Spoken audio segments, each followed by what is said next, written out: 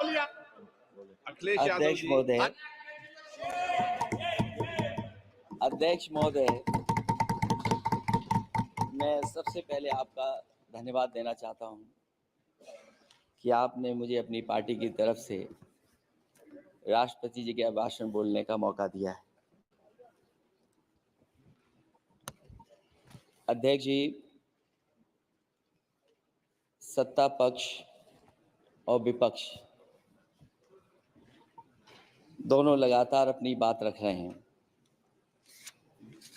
मैं सबसे पहले अध्यक्ष जी आपको और आपके साथ साथ सभी चुने हुए सांसदों को मैं बधाई और शुभकामनाएं देना चाहता हूं।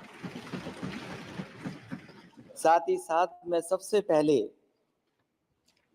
देश के उन सभी समझदार और ईमानदार मतदाताओं को धन्यवाद जिन्होंने लोकतंत्र को एक तंत्र बनाने से रोका।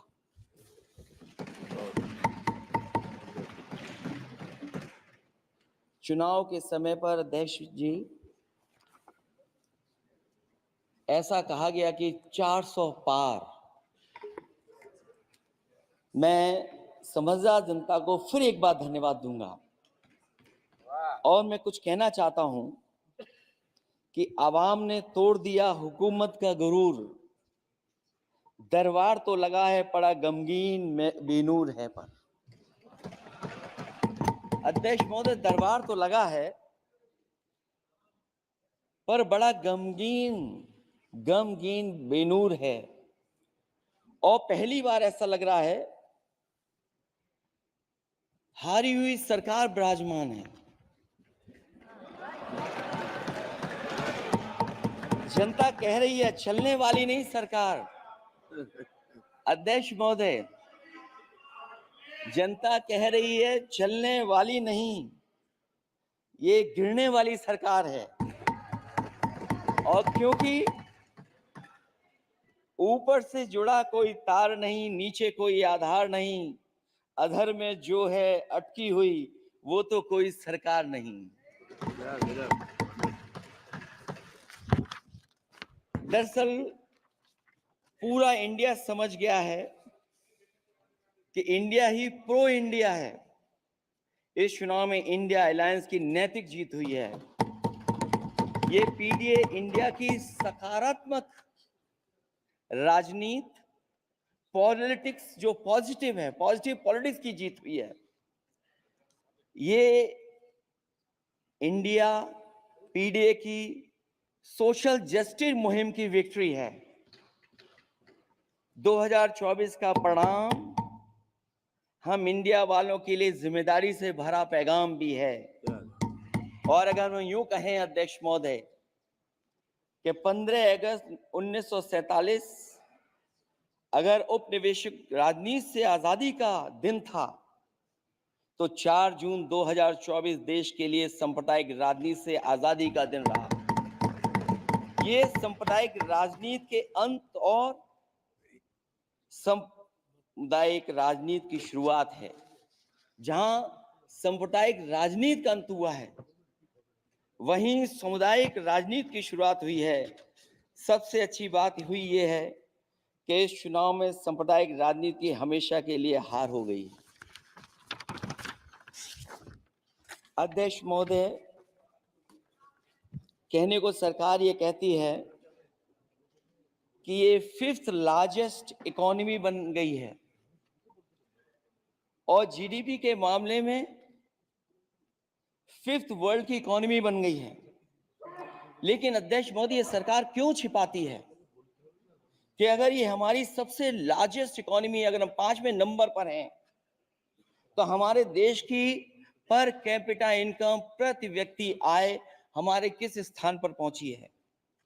और हम लोगों ने तो अध्यक्ष महोदय देखा है कि अगर दिल्ली की सरकार ने कहा होगा कि $5 ट्रिलियन की इकोनॉमी बनेगी, तो जहां से प्रधानमंत्री जी चुन करके आते हैं, वहां का प्रदेश के सरकार भी कह रहे कि हम $1 ट्रिलियन इकोनॉमी बना लेंगे। देश की इकोनॉमी कहां पहुंच गई, पर कैपिटा इनकम क्या है। लेकिन अगर उत्तर प्रदेश की इकोनॉमी को अगर $1 ट्रिलियन की इकोनॉमी बनना है तो कम से कम 35% की ग्रोथ चाहिए। मुझे नहीं लगता है कि 35% की ग्रोथ उत्तर प्रदेश पा पाएगा। हम हंगर इंडेक्स में कहां खड़े हैं, नीचे से कहां हैं।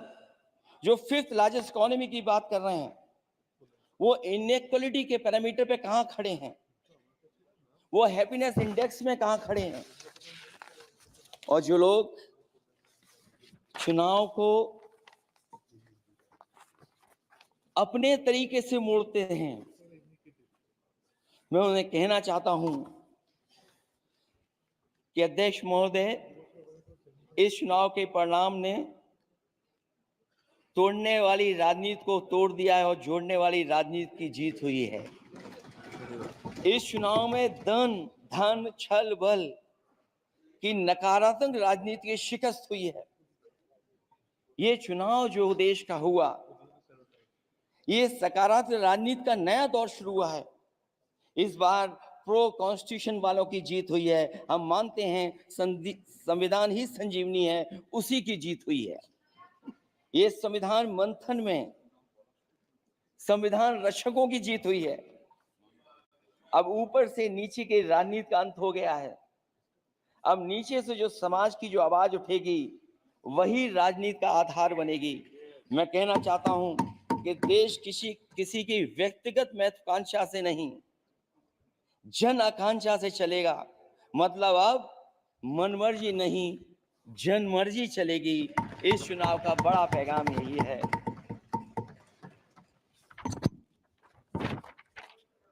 अध्यक्ष महोदय,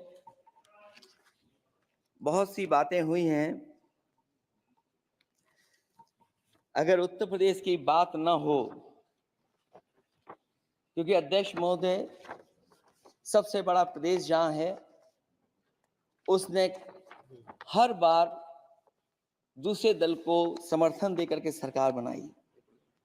मैं उन्हीं लोगों से कहना चाहता हूं कि लोग क्यूटो की फोटो लेकर बनारस की गलियों से लेकर के गंगा जी तक ढूंढ रहे हैं। उनको लगता है जिस दिन मां गंगा साफ हो जाएंगी, शायद उस दिन कहीं क्यूटो उसकी गोद में कहीं मिल जाएगा।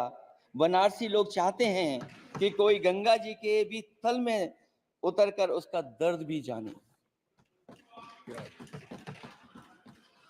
उत्तर प्रदेश की जनता का बस यही आग्रह है कि जिस गंगा जल को हाथ में लेकर सच कहने की कसम खाई जाती है, कम से कम उस गंगा जल से तो झूठ ना बोला जाए।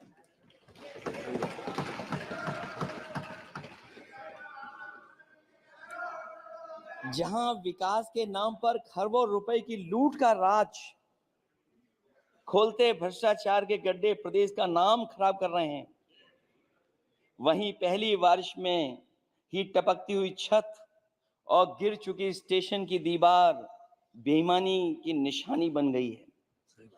अध्यक्ष महोदय, विकास का ढिढोरा पीटने वाले इस विनाश की जिम्मेदारी कब लेंगे?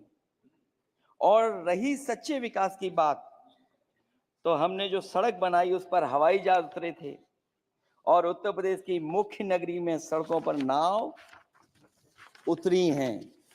और अभी बारिश और हो जाएगी तो नाव से भी चलना पड़ेगा। यही स्मार्ट सिटी के जुमले का भी हाल है।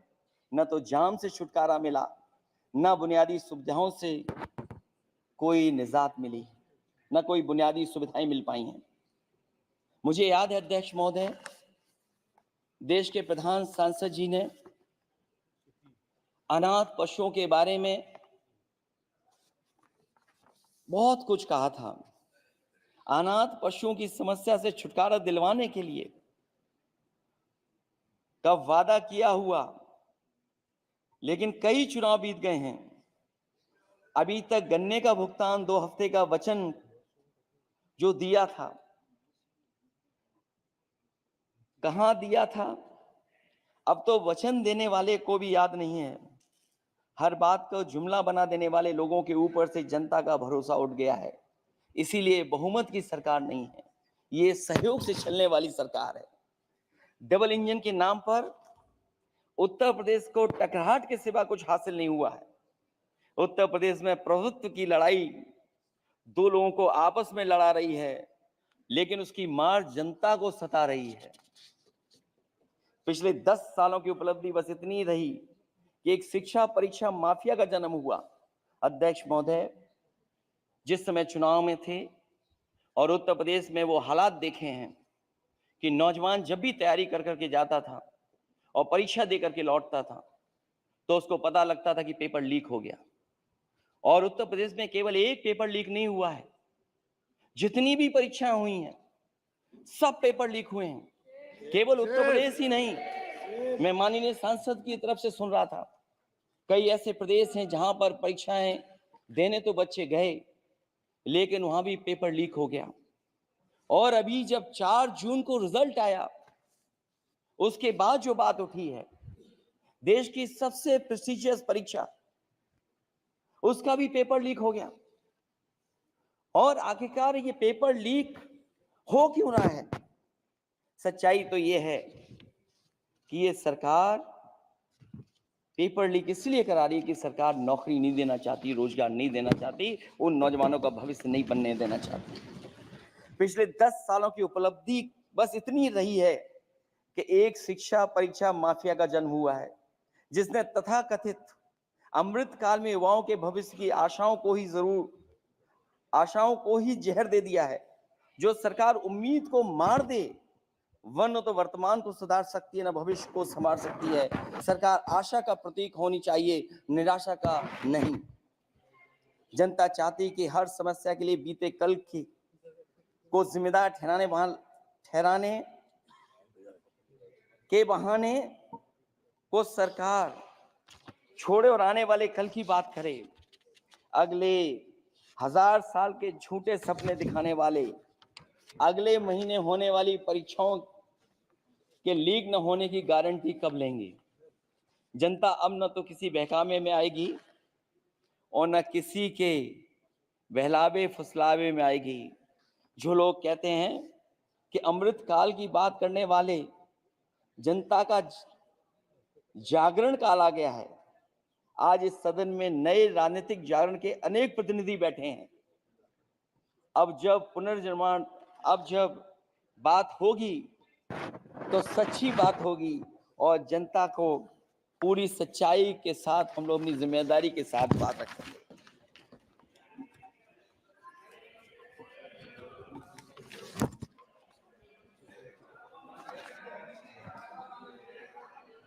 अध्यक्ष महोदय,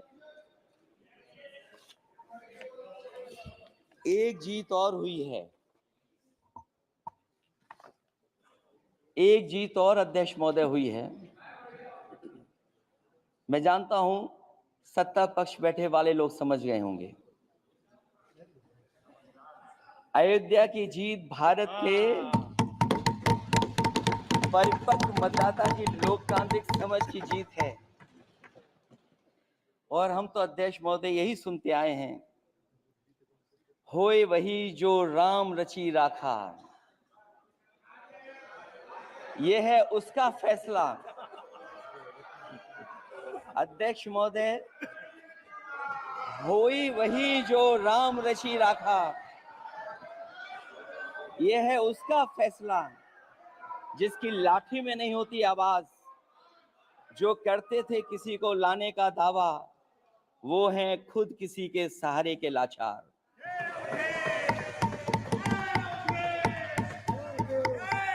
अध्यक्ष महोदय,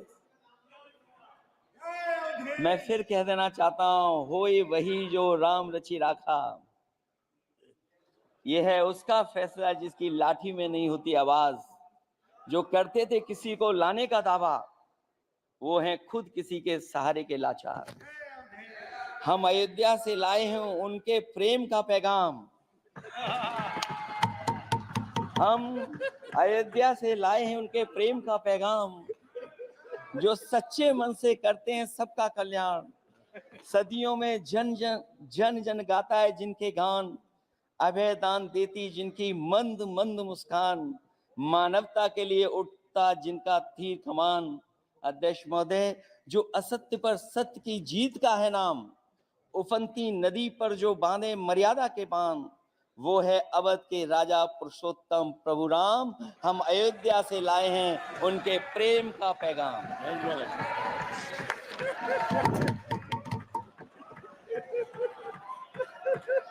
अध्यक्ष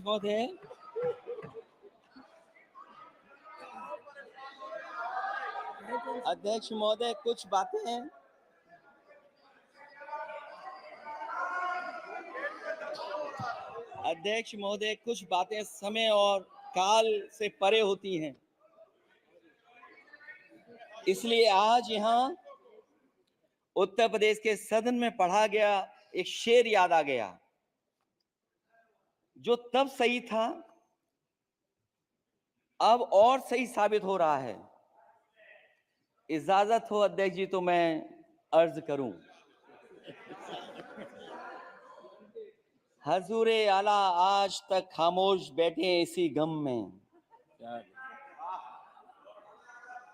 हजूरे आला आज तक खामोश बैठे हैं इसी गम में, महफिल लूट ले गया कोई जबकि सजाई हमने। योगी जी के लिए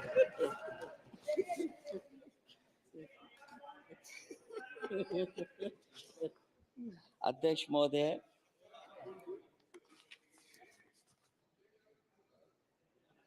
मैं मॉडल ऑफ कंडक्ट जब चुनाव हुआ, लागू हुआ, उस समय मैंने देखा कि कुछ लोगों पर मेहरबान रही सरकार और कमीशन भी।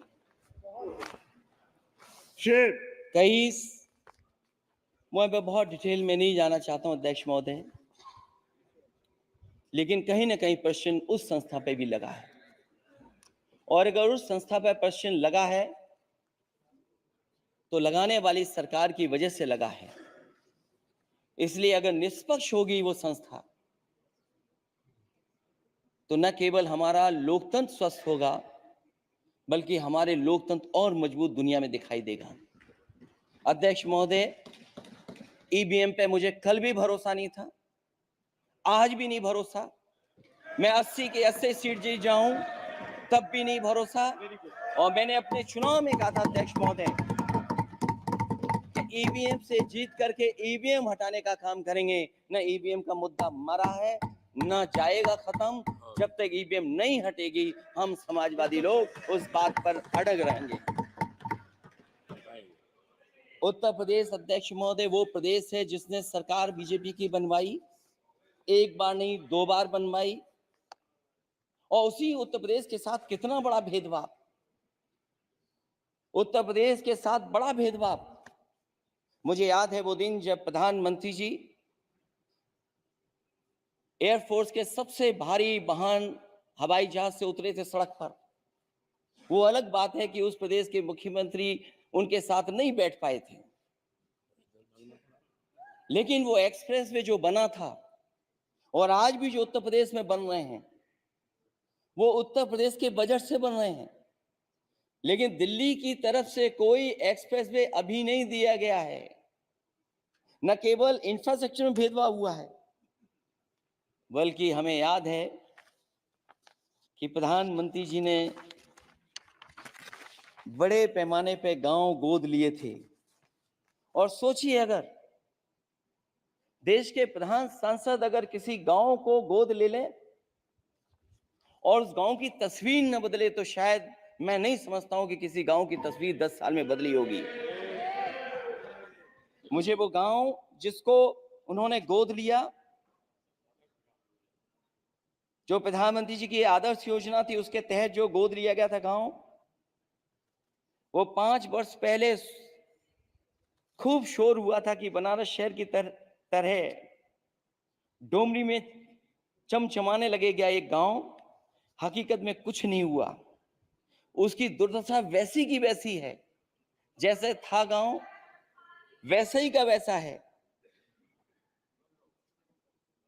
टूटी सड़कें, कच्ची पगडंडियां, उखड़े और टूटे हुए ईंट के खंजे, बदहाल हैंडपंप, पावरलूम और पंखे के जाली के कारखाने को आखिर कब तक रफ्तार मिलेगी जो उस गांव में काम होता था, लोग करते थे।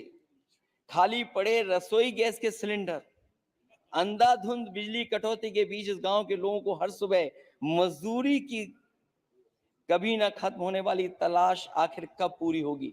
तो सोचिए, एक गांव की तस्वीर ये है, जो गांव कभी गोद लिया गया था, उस गांव की भी तस्वीर नहीं सुधर पाई है। जो भाजपा के स्मार्ट सिटी के झूठे सपने में गांव के लिए कोई जगह नहीं है। अपने गांव गोद लेने की जो बात कही थी, क्या वो भी जुमला था अध्यक्ष जी? पता नहीं जिस गांव को गोद लिया था उसका नाम भी किसी को याद है कि नहीं। मैं नाम पूछ करके किसी को शर्मिंदा नहीं करूंगा, क्योंकि अगर नाम याद है तो ये तो और भी बुरी बात है कि अपने नाम याद रखने के बावजूद भी कुछ नहीं किया। जिसे गोद लिया जाता है उसे अनाथ बनाकर छोड़ देना अच्छी बात नहीं है। और अगर तस्वीर अध्यक्ष महोदय बदली हो 10 साल में उन तमाम गोद लिए हुए गांवों की, तो मैं सत्ता पक्ष के लोगों से कहूंगा जरूर इस सदन में बात रखें, जरूर बताएं आप। जो बात कभी अध्यक्ष महोदय कास्ट सेंसस की उठी थी,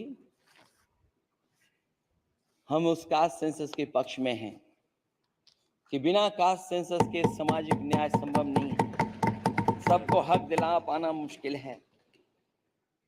अध्यक्ष महोदय, राष्ट्रपति जी के अभिभाषण में अग्निवीर को लेकर के जो चिंता विपक्ष की थी और देश के नौजवानों की थी, वो चिंता वैसी की वैसी बनी है। अध्यक्ष महोदय, मैं ये कहना चाहता हूं, मैं खुद मिलिट्री स्कूल से पढ़ा हूं, मेरे साथ के बहुत बड़े पैमाने पे लोग फौज में, मैंने समय समय पे जो मेरे साथ पढ़े जो सीनियर थे उनसे भी जानकारी हासिल की है, बड़े बड़े अफसर से मैंने पूछा है, वो शायद आपको न बता पाए, लेकिन दबी जुबान में उन्होंने कहा है कि देश की सुरक्षा के साथ अग्निवीर जैसी व्यवस्था लागू करने से समझौता हो रहा है। अध्यक्ष महोदय, किसी भी देश की सबसे बड़ी प्राथमिकता अगर कोई है तो वो देश की सीमाओं की सुरक्षा है। अग्निवीर जैसी व्यवस्था से कभी संभव नहीं है। अध्यक्ष महोदय, हम अग्निवीर व्यवस्था को कभी स्वीकार नहीं कर सकते हैं, आज नहीं कल, कल नहीं बाद में, जब कभी भी सत्ता में इंडिया गठबंधन आएगा, अग्निवीर व्यवस्था हमेशा हमेशा के लिए खत्म हो जाएगी। अध्यक्ष महोदय, जिन्होंने कहा कि हम आय किसानों की दोगुनी कर देंगे, आज किसान पूरा देश का देख रहा है कि उसकी आय कहां दोगुनी हो गई। और जिस तरह महंगाई बढ़ी है, सरकार बताए कि महंगाई इस बढ़ने पे उसकी आय कितनी होनी चाहिए। और जो इंफ्रास्ट्रक्चर की बड़ी बड़ी बातें की गई थी कि एमएसपी लागू करने के लिए एग्रीकल्चर सेक्टर का इंफ्रास्ट्रक्चर तैयार होगा, लेकिन जहां तक मैंने उत्तर प्रदेश में देखा है, अगर इस सरकार में एक भी नई मंडी बनी हो तो मुझे सरकार बता दे।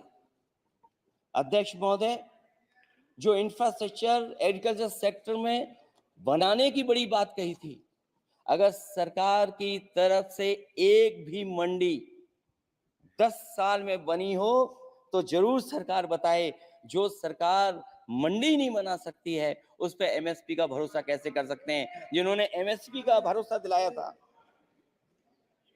हम अध्यक्ष महोदय आपके माध्यम से यही कहेंगे कि जो राष्ट्रपति के अभिभाषण में लीगल गारंटी एमएसपी को मिलनी चाहिए थी, वो क्रॉप्स को नहीं मिली है। न केवल फसलों को मिले बल्कि हॉर्टिकल्चर क्रॉप्स को भी एमएसपी देने का फैसला हो, जिससे कि हमारा किसान खुशहाल हो सके।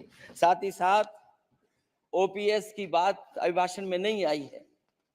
ओल्ड पेंशन स्कीम लागू हो, जिससे हमारे तमाम सरकारी कर्मचारियों का भविष्य बन सके। और देश की एक बड़ी आबादी, जहां से मैं चुन करके आता हूं, उत्तर प्रदेश, जहां बुनकर, न केवल उत्तर प्रदेश बल्कि देश के कोने कोने में बुनकर समाज के लोग बड़े पैमाने पर रह रहे हैं, लेकिन बुनकरों को जो सुविधाएं मिलनी चाहिए वो भी इस सरकार में नहीं मिल पा रही हैं। जो प्रदेश सरकारों ने कभी बुनकरों के लिए योजनाएं चलाई थी, वो भी अध्यक्ष महोदय बंद कर दी हैं। मैं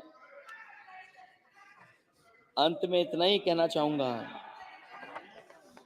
कि इस सरकार ने नौजवानों को नौकरी नहीं दी है,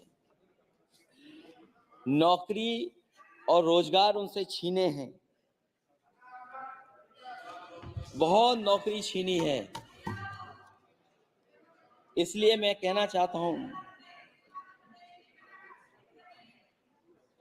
अध्यक्ष जी, इसलिए मैं कहूंगा कि आपके राज में न नौकरी की उम्मीद है न रोजगार, क्योंकि आपने छोटे कारोबारी तक को इतना छोटा बना दिया है कि न तो वो अपना पेट भर सकता है न किसी को नौकरी पर रख सकता है। जो कुछ पद निकलते भी हैं तो उन पर लेटरल एंट्री के नाम से पिछले दरवाजे से कुछ खास संगी साथियों को रख लिया जाता है। आरक्षण का हक नॉट फाउंड सुटेबल के नाम पर हड़पा जा रहा है। और अध्यक्ष महोदय, आरक्षण के साथ इतनी खिलवाड़ किसी सरकार ने नहीं की होगी जितनी खिलवाड़ इस सरकार ने की है। जहां सरकारी नौकरियां नहीं दी जा रही हैं, और सरकारी नौकरियां इसलिए नहीं दी जा रही हैं क्योंकि उन्हें आरक्षण देना पड़ेगा। जिस प्रदेश से मैं आता हूं वहां सबसे बड़े पैमाने पे नौजवान बेरोजगार है, और पिछले 10 साल में जो क्वेश्चन, जो पेपर उन्होंने लीक कराए हैं वो इसीलिए कराए हैं क्योंकि नौकरी ना देनी पड़े, और अगर नौकरी देनी पड़ेगी तो उन्हें आरक्षण भी देना पड़ेगा। ये जानबूझ करके सरकार नौकरी और आरक्षण के साथ खिलवाड़ कर रही है। मैं अध्यक्ष महोदय अंत में इतना ही कहना चाहता हूं, आशा है ये सरकार तब तक चलेगी तब तक उसके केंद्र में इस देश का हर एक गरीब, शोषित, वंचित, पीड़ित, पिछड़ा, दलित, अल्पसंख्यक, आदिवासी, महिला, युवा, छोटा कारोबारी, ईमानदार, नौकरी पेशा, आम आदमी और कर्मचारी, अधिकारी, मजदूर और किसान होगा, ना कि धनवान होगा। और शासन के आधार पर संविधान होगा। वह जुमलों की जगह सच में महंगाई, बेरोजगारी, भ्रष्टाचार, गरीबी, भुखमरी, सांप्रदायिक हिंसा, दलित व महिला उत्पीड़न, सामाजिक अन्याय जैसे मूलभूत मुद्दों का समाधान होगा। और भोजन, बिजली, पानी, दवाई, पढ़ाई जैसी बुनियादी जरूरतों के लिए कागजी योजनाओं की जगह सच में इंतजाम होगा। मैं एक बार फिर उत्तर प्रदेश की समझदार जनता द्वारा सबसे बड़ी पार्टी चुने जाने के साथ साथ इंडिया गठबंधन समाजवादी पार्टी और कांग्रेस को सबसे ज्यादा सीटें जिताई, उसके लिए मैं उत्तर प्रदेश की जनता का बहुत बहुत धन्यवाद और आभार भी प्रकट करूंगा। मुझे उम्मीद है कि अगली बार जब राष्ट्रपति जी का भाषण हो वो सरकारी भाषण ना हो, सच्चाई के साथ सरकार अपनी बातें रखें। इन्हीं शब्दों के साथ अध्यक्ष महोदय मैं आपका बहुत बहुत धन्यवाद देता हूँ।